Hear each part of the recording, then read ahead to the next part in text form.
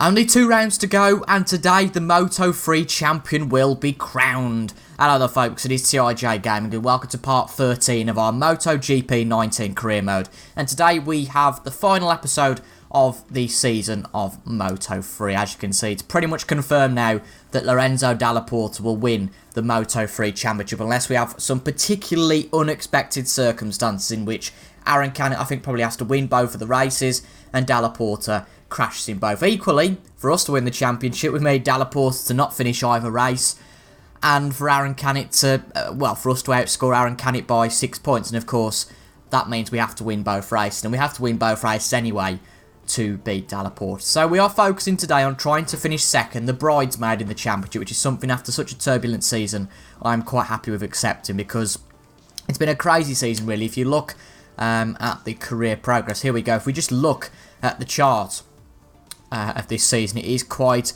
unbelievable. Now that British win is a little bit tainted because that's when we were fiddling around with the difficulty, but from the start of the season where we had podium after podium, we didn't get one till Silverstone, and as you can see we didn't then get one until we went to Australia. But we've had 4 wins so far, 10 podiums and 10 poles in our career, and we've had 2 wins this season, 2 second places and 3 other podiums. So of course that comes down to 7 podiums and another very near one in Thailand. But it's been a very fun season, a very good season for us, and we should be able to complete our championship objective of finishing the top 10 positions. But it's going to be an exciting episode. I suppose really if it's all finished in this race, there's nothing to play for, but I hope we can take the battle for second down to the final race. But without any further ado, let's get to Malaysia for the Shell Malaysia Motorcycle Grand Prix. So as you can see, we have dominated that practice session. Now, I'm wondering that's probably not going to be the real pace, because I think a lot of these guys, the likes of Canet, Dalla Porta, were doing runs on the hard tyres, hard fronts and hard rears, whereas we were on the softs for our quickest lap. Let's have a look what the combined times are, though. We could be the quickest man here, who knows? Well, that's interesting. I haven't changed difficulty by anything, but it seems that we are the fastest man round here. But it's always the case. Yes, we're through to Q2. That's fantastic news. But it's always the case. Can we replicate that lap time? And equally with the AI, step up the mark into Q2. Well, in the interest of fairness, it seems for some odd reason, I don't know why, might be able to educate me down in the comments, but everybody's going for hard fronts and hard rears for this qualifying session, like they were in practice. And of course, the harder the tyre, the slower you are. And yes, we can use the top fronts and soft rear, but that'll give us quite an advantage. It's not against the rules or anything like that, but I just think it would be a little bit unfair, and not unsporting, but a little bit boring and unexciting if we were to go on the soft tyre, because it seems nobody else is, and set a lap that's 2.5 seconds quicker than the competition. So with the same resources, let's see if we can beat the competition. Well, still on these hard tyres, we're a hell of a lot quicker than Rodrigo, who's just set at 21.9. A second and a half quicker. Now, I can only presume they've gone for hard tyres, perhaps because of tyre wear. Now, bear in mind that I never turn tyre wear on. It's been off for the duration of this campaign, purely because it just takes away from the excitement for me, to be honest. I want to play a bit more casually, and having tyre wear on, of course, means you have to kind of be a little bit more balanced and be careful with the tyres throughout the race, whereas I'd rather do just flat-out racing, enjoyable racing, and push it to the limit. And if we do push it to the limit with tyre wear on, there is that danger that the tyres will go off before the end of the race. It's no fun for anyone then. But we've set a lap that's 1.4 seconds than Rodrigo, of a 220.5. Let's see if anybody can beat that time, but if not, I bet there'll be a hell of a lot more aggressive and competitive in the race. Hello and welcome to the exotic Sepang International Circuit, where a new Moto3 class race is about to start. After the rain a few hours ago, the skies have finally cleared up, but there hasn't been enough time between the rainfall and the start of the race to let the track dry out. This means that the race has been declared wet, leaving the choice of most suitable tyres to each individual rider. Christ almighty, another wet race. It seems like we're having a lot of them recently. I do like a good wet race, so I'm not opposed to that, but if you're interested in where we qualified, you'll find out right now. There's Aaron Canet in second, and if they don't show the man in first, that usually means we've got pole. That's absolutely correct. We were 9 tenths clear of anybody else at the front of the field. As you can see, 220.5. I always keep making that mistake. And Aaron Canet's at a 221.4, so fairly competitive, but I suppose for the sake of the racing, this race is a little bit of a blessing because if it had been dry, I think we'd have ran away with it. Not necessarily in the wet, but we have to beat Aaron Canet today, and unfortunately, he is right behind us in second place. So the reality is we're probably going to have to go and win this Grand Prix, and in the wet it's so tricky to just stay on the bike, never mind win the Grand Prix. But let's see how we get on. Will the pace transfer over to the wet? I doubt it, but you just never know. No experience in the wet. It's going to be a learning curve, quite literally. It's ourselves on pole, Canet second, and Antonelli third. The same top three, but in fact actually reversed from the last Grand Prix. The lights are on above the riders, and for the penultimate race of the season, we are away for only 4 laps around the Malaysia Sepang International Circuit. As you see, we've had quite a poor start there. Our clutch control and our reaction wasn't that fantastic. But to be fair, it's not been a disaster. We haven't been completely swamped, although that being said, into the corner blind, we have been swamped a bit. But we can always pick off these places coming back into the corner. But as we always know, it is so tricky after the first lap and where everyone's squashed together. Everyone finds their pace, and it's going to be tricky for us to get into that top echelon to the grid. But only 8th place, it's not the worst start in the world. We can definitely pick off a few places from the likes of McPhee and Binder up the inside here, although we're getting very sketchy, but doesn't matter. We're past Brad McPhee. God, I'm even getting the name Brad mixed up with McPhee now. Never mind Binder.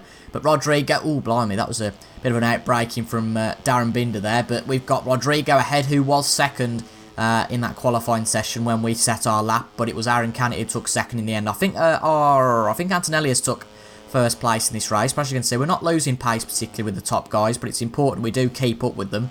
I think we've got Antonelli first, we've got Dalla Porta second, and Canet in third. So if it stays like this, in terms of the Dalla Porta versus Canet's little battle, it will be Dalla Porta who wins the championship in effect.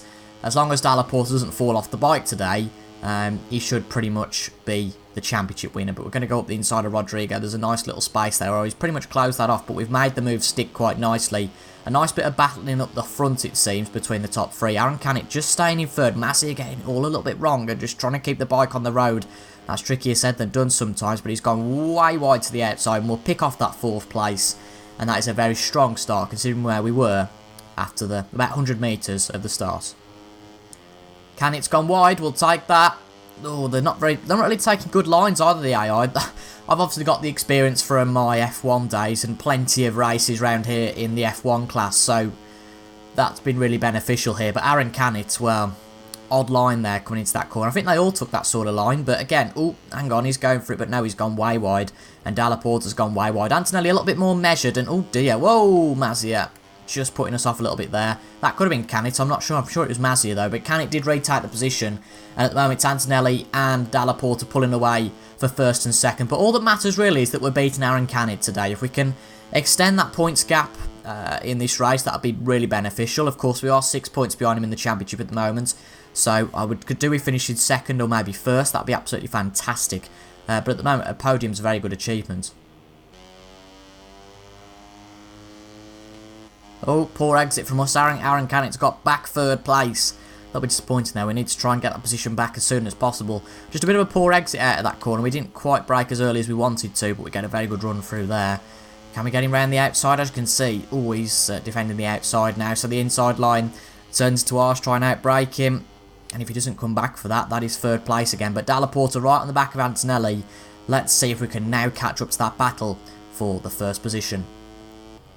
Just over a lap to go here, and as you can see, we're really catching this battle for first. And as you can also see, the lead has changed hands between Dalla Porta and Antonelli. Now, I'm all in the interest of fairness. It'd be lovely to see Dalla Porta win this race on the road to his title, but we need to beat Canet for second, so my slightly more unsporting side and aggressive side and selfish side, whatever you want to call it, wants to win this Grand Prix. Now, we've got a lot closer. It's about 1.5 seconds the gap this time last lap, so we have definitely pulled that closer to the two in the front of the field. But it's been so much the case this season that we've been too close to the top 2, the top 3, however many there is, and we just can't quite get the gap to them. But I think this time we might well be able to, because Antonelli could, or was showing signs there. He didn't quite really follow it up. He was going to have a go at Dalla Porta, but never really bothered to follow it up. So I will stay with you guys, I think, now until the end of the race. I'm not going to cut away, because it could be an interesting final lap here. It's very close. It depends what our run is out of the final corner, I suppose. because we could go for a potential chance on Antonelli coming into the first corner. As you can see, Aaron Canet is way out of this battle, so no risk unless we fall off the bike of being beaten by Canet. But Antonelli's way wide. If we can get a much better exit than him, we'll definitely gain time. As you can see, the bike getting very squirrely out of that corner. We've definitely gained time on him coming onto the straight, just trying to get the slipstream on him down the start-finish. And we're on to the final lap. And as you can see, we've just set the fastest lap of the race. Only 4/10 separate us and Nicolo Antonelli in our battle for second here, but he's broke a little bit later, gone a little bit wide. That should help us if we keep it tight to the corner, but the consequences aren't that bad really for Antonelli. But he's gone a little bit wide again. As you can see, we're probably the closest, in fact definitely the closest we've been so far. I don't think we're going to be close enough to get the win, but if we can grab second off Antonelli, that would be absolutely fantastic going into that last round at Valencia. We can then afford to lose potentially a place. I'm not sure how the permutations would look, but I suppose we can only look at the end of the race at what's actually happened. That's a very good run out of that corner. We're much close to Antonelli now. Can we get a move done perhaps during this long corner? Depends how he takes this. If we take this a lot better with more momentum than him, this could be a chance, but not really. We've not really gained on him there. Try and get a better run out of this part of the corner. Again, it's good, but it's not quite close enough for now. But Dalla Porta all of a sudden's coming closer. He's lost that gap a little bit. But up the inside we go. Much better positioning there. And that is second place in this race. And now after that we have got all the momentum in the world. Dalla Porta is just here. We've got the better straight line speed. And I thought I'd never say that in a Moto3 Grand Prix with this horrible Honda on the straights. But we have took the lead of this Malaysian Grand Prix coming up to the last sector. Now the case is, can we beat the other guys who just pushed Dalla Porta out a little bit there? Apologies, Lorenzo, but I'm sure he'll take it. Antonelli gone up the inside of us. Maybe that was a mistake because Antonelli more aggressive than Dalla Porta, but we keep our place for now. Just a few more corners to keep it, and we'll have earned our our third race win of the season. We know all about losing the lead late, like in Le Mans at the last few corners when Sergio Garcia took the lead. So we want to make sure that doesn't happen here, but he's gone into the corner. Don't worry though, because we can get out of it much quicker. That being said, we didn't get much of a slipstream difference, but look at this. We are side by side coming to the final corner. It would suggest that we probably get the better run out of the last corner because Antonelli tends to like to go wide. But let's see, will he keep it tight going to this corner? Just got to focus now. Oh, we've brake lighter than him. No. Oh, we've been too aggressive. Oh, it's not going to be that race win. Oh, so we're going to fight with all our strength to try and beat Antonelli here. But it hasn't happened. It's a personal best result for us since probably all the way back in Silverstone. But that is so infuriating. But we've beaten Aaron Canet. That's all that matters really here. And unfortunately, the championship is now over. Dalla Porta has won the Moto3 Championship. And as you can see, the battle between ourselves and Aaron Canet is now so close. Only 1 point separates us. But going into the final round in Valencia, it's a battle between ourselves, Aaron Canet, Mazia and Antonelli for second place in this Moto3 Championship. There's also a new king of the MotoGP circuit. It's Dovi. Dovi's won the championship in MotoGP. In Moto3, as you can see, Dalla Porta has won the championship. And let's have a look at the state of plays in Moto2 coming up to the final race. It looks like Marcel Schrotter will take that. So double heartbreak for the Marquez brothers this season. But Dovi, oh, that's close. Seems like a good championship up there. And the Red Bull Rookies Cup, if you're interested, who won that? Yuki Kanil. There we go. I think he won it last season as well. But the Moto3 race, as I've just said, it's very tight. Let's go and see how we get on in Valencia. Another solid practice session that should put us into Q2. Just about quicker than the guys around us. I only set, I think it was 3 laps to do our practice objectives of the track affinity and the fast lap objective to get some development points, even though I suppose they won't really matter at this point of the season. But just about I'll beat our opponents, and that should put us into Q2. There we go. Not the fastest time overall, but I'll take that. And that's 4th place and a spot in Q2 for tomorrow. It always seems the case when you come to these final races, in any championship, whether that be motorbikes, cars, karts, even lawnmowers, that all of a sudden things get a lot more exciting and a lot more importantly. But anyway, this one could not be more important really for securing second place. I suppose it's a pride thing because we don't get any prize for second. That's a famous quote, of course, there's no prize for second. But really, I think to be the bridesmaid, after I've said all along in this season, to finish second would be an absolutely fantastic achievement. And there is 1 point between myself and Aaron Canet, with luckily myself being the one who's ahead of that battle. So, I mean, it's not much of an accolade to have, and not much of an advantage to have 1 point. Oh, thanks, Binder, for just whacking it up the inside. I appreciate that. But basically, this qualifying is the most important of the season, most definitely. We've got to make sure we finish as high as possible on the grid and beat Aaron Canet tomorrow. As long as we beat Aaron Canet, we should be probably in the top 5 or 6. So, wherever we finish there, I wouldn't think that the likes of Mazia and Antonelli would pull up such a performance that knocks us both out of 2nd and 3rd. But ultimately, to beat Canet, the thing we have to do, and the only way we can ensure we beat Canet, is to finish first. And to help you finishing first is usually to have a very good qualifying, and that's why this qualifying is so important.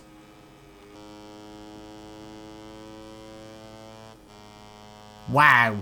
Wow, wow, wow. Hopefully Future Me goes back a few seconds just to show how important that lap is. That is an absolutely fantastic lap, and we've just over 3 minutes, just under 3 minutes left, sorry. We've just paced the field by a full second. As you might have seen, our first lap, our bank lap, was 1:47 dead. That is an almighty lap, and that could put us on pole for this last Grand Prix of the season. Hello from the Ricardo Tormo circuit in Valencia, and welcome to the latest round of the Motorcycle World Championship for the Moto3 race. The skies over the track are clear of clouds, and the latest weather reports forecast temperatures in line with the seasonal average. Oh, thank God it's not raining. Goodness me. If there was one place I didn't think it would rain, it would be here, and I was fairly confident, and thank God that is the case. But I can now confirm we have took our 2nd successive pole, but looking at that Malaysia race, that doesn't really mean a lot. But the crucial thing is, where is Aaron Canet on the grid? I don't actually know. Now, Della Porta's in 2nd. Where is Aaron Canet? Oh, no, he's not on the first row. He's in 4th. He's directly behind us for the start. That's certainly interesting. Antonelli's down in 8th, so not much of a problem there. But Masia is in 3rd. Now, the permutations basically are, if we beat Aaron Canet, we should get 2nd, as long as we don't finish outside the top 6. If we finish outside the top 6, the likes of Mazia and Antonelli could sniff their way in, but it'd be pretty complicated for those guys to sniff the way in. So 2 things: finish in the top 6 and beat Aaron Canet. Sounds easy enough. Oh, the final race of the season. It all comes down to this. The championship has been decided, but 2nd place certainly hasn't just yet. The man just behind us is looking to take us at the start. Look at him, looking at that gap, but let's focus on our start. The lights are on above the riders, and we are away for the final race of the season. A pretty good getaway there, I would say, but still a few with a much better getaway. In fact, Mazzi's had an absolutely fantastic start from the outside of the first row, but Della Porta also gets past, but doesn't look like anybody else has gone for it. No, Canet's up the inside, and oh, just be careful. Ramirez tried to push us out, or is it Rodrigo? Not Ramirez, sorry. Is it Rodrigo? I'm sure it's Rodrigo on that other leopard. It might be Ramirez though, but no, it is Ramirez. But as you can see, Della Porta's gone wide. That puts Mazia back up to the front of the grid. He was trying to make a move, Della Porta, to crown himself as a champion, as finishing at the top spot, but we're going to have to try and get past Ramirez. Annoyingly, he's just stuck it there, and really that's one person we didn't want to be behind, but there we go. That's a good move up the inside, and now we can challenge to get back past Aaron Canet at this early stage. 6 laps around this Valencia circuit, certainly not the quickest race, and it's going to be a bit of an endurance round here, but Ramirez is shoving his way, and this is a really close battle for 2nd. Mazia is pulling away with 1st at the moment, it seems, with Della Porta and Canet side by side into this left-hander. We're going to try and go up the inside. Not enough room there, really, but Ramirez trying to go around the outside. Didn't work. Della Porta definitely going around the outside, and Canet and Della Porta make contact. We're going to inherit that 3rd place from Della Porta. What a great move, and that puts us in with some momentum to go up the inside of Aaron Canet coming into this right-hander, but no. Oh, no!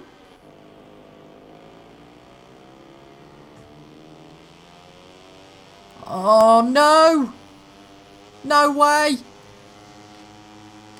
Oh, no!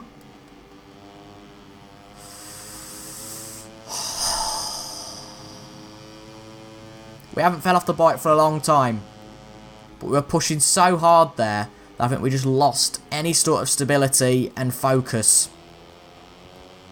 And that, I think, unfortunately, in a blink of an eye, in a second, unless Aaron Canet suffers the same fate,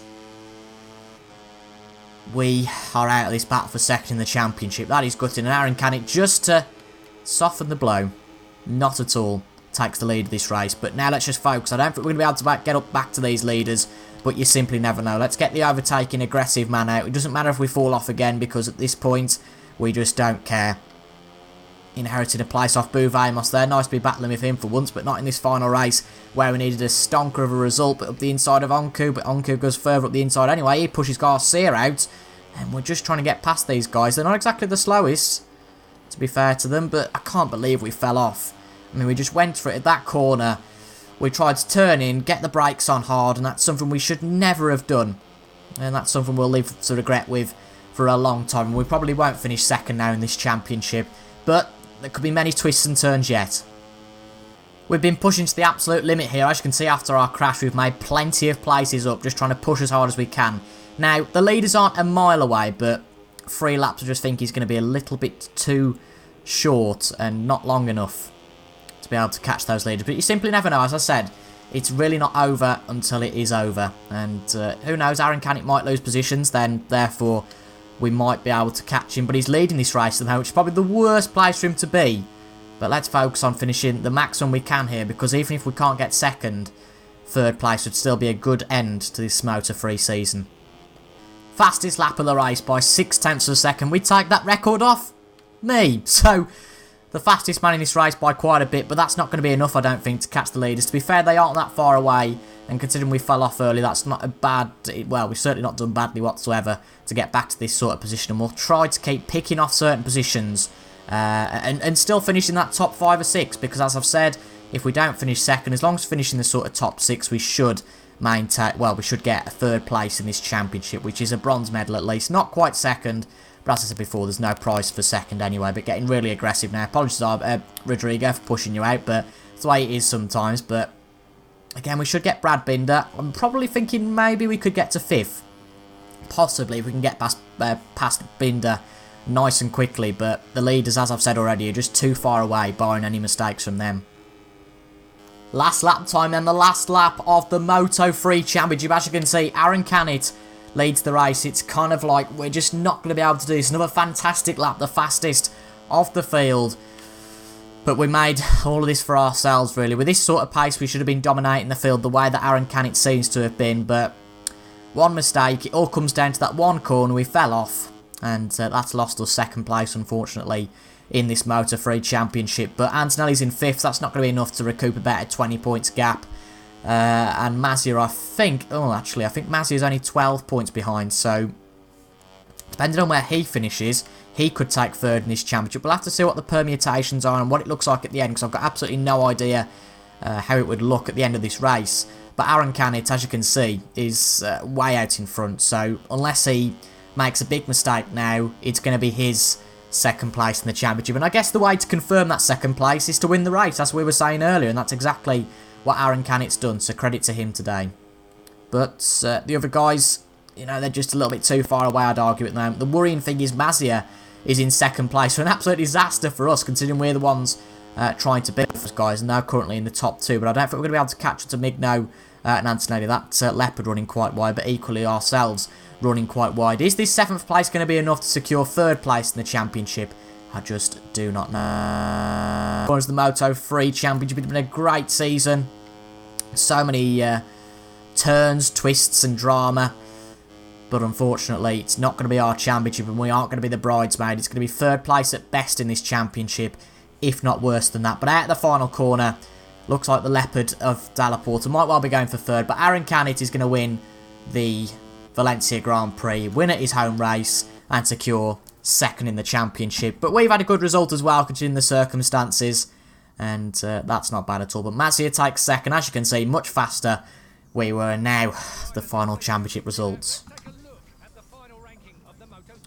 So it is 3rd place for us in the championship. Dalla Porta, very well done to him. He wins the Moto3 World Championship, and well, that one place was good enough for us to get 3rd place in the championship. It's been a wonderful season, and that is how it ends. But 3rd place, a very pleasing one to end the championship with.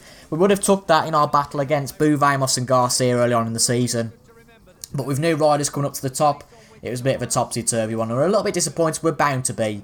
But 3rd place in the championship, oh god, I'll take that every day of the week. So, a disappointing race, but in reality, if we look at the whole season, that race in Qatar doesn't seem like a long time ago, really, but an incredible season full of really good moments. And now we move on to the 3rd season of our MotoGP Let's Play. But let's see if it's going to be in this category again, if we have a second stab at the title, or whether we're going to get a chance to move up to Moto2.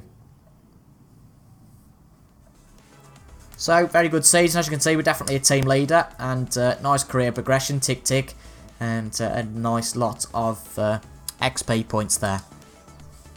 And some development. So, for some reason, again, we're having to pick our favourite team. We want to win the championship, and that's Ducati for me. And we do have one offer from a Moto2 team. So we can either stay Moto3 with the Honda Team Asia, with Sky VR46, or even go back to the Red Bull Rookies Cup. That's interesting, but at the end of the day, we want to progress. So it might not be the best bike, it's a speed-up bike, but we are next season going to be racing for Ego Speed Up in the Moto2 Championship. Our teammates going to be Fabio Di Gianantonio and Jorge Navarro in a solid team. And we'd start it all again with a chance to win the championship. So let's have a look who is in this championship. We've got Luca Marini, Bulliger, Alex Marquez, we've got Baldassari, Fernandez, Tom Luthi, Marcel Schrotter. A lot of good names, a lot of solid names. And there's Brad Binder, finally. We can finally get that right. Sam Lowes, a former Brit. I think the only other Brit in the championship. Yeah. Oh, no, sorry. Jake Dixon as well. And then also, as you can see, on the speed-up bike. So tomorrow we start it all again. Another season, but crucially, another category. We are now in Moto2. So I hope you've really enjoyed that season. I certainly enjoyed that season. I loved it. And now it's time to do it all over again with more powerful bikes in a more aggressive championship. Hope you've enjoyed so far. Again, we'll be back tomorrow at 8 PM for another episode of the Moto2 Let's Play. That's exciting, isn't it? Moto2. Nearly there with MotoGP. Maybe another season or two will be on the big bikes. Exciting times, eh?